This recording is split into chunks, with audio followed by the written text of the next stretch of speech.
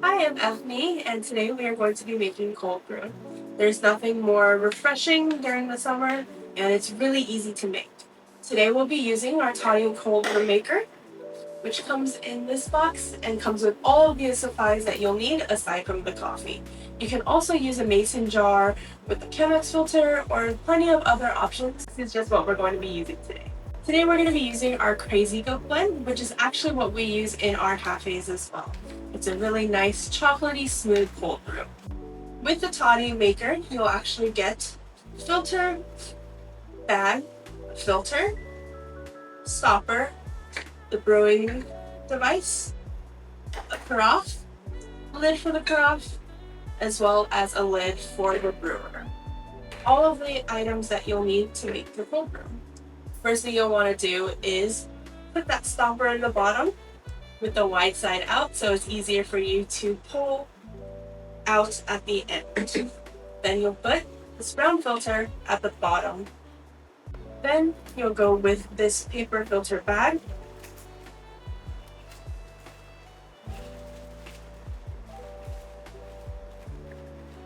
And set that inside so your cold brew ground coffee beans can go in here.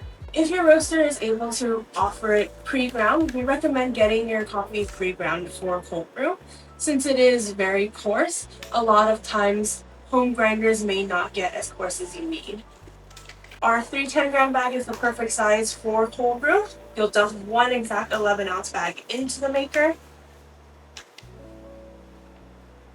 Then you'll want to get 7 cups of water. This can be cold water or room temperature water. And you'll pour it in. You'll want to go in a circular motion so that you're making sure all of your grounds are getting wet. After all of your water is filled in, you'll want to put a lid on it, and we'll let that sit for 12 to 24 hours depending on how concentrated you want your cold brew. It's been 24 hours since we put our cold brew to start brewing, so it's time to pull that out so we can enjoy it. First thing you'll want to do is you're going to remove this stopper from the bottom, but make sure you're above your carafe before you do so, otherwise you'll get cold brew everywhere. Once that starts coming out, you can go ahead and rest that right on top and just let it pull.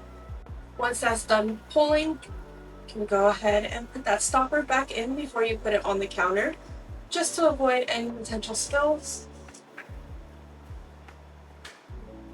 You'll have your grounds here. You can either just toss it or you can even use it in your garden if you have one at home. Now, your cold brew is ready to enjoy.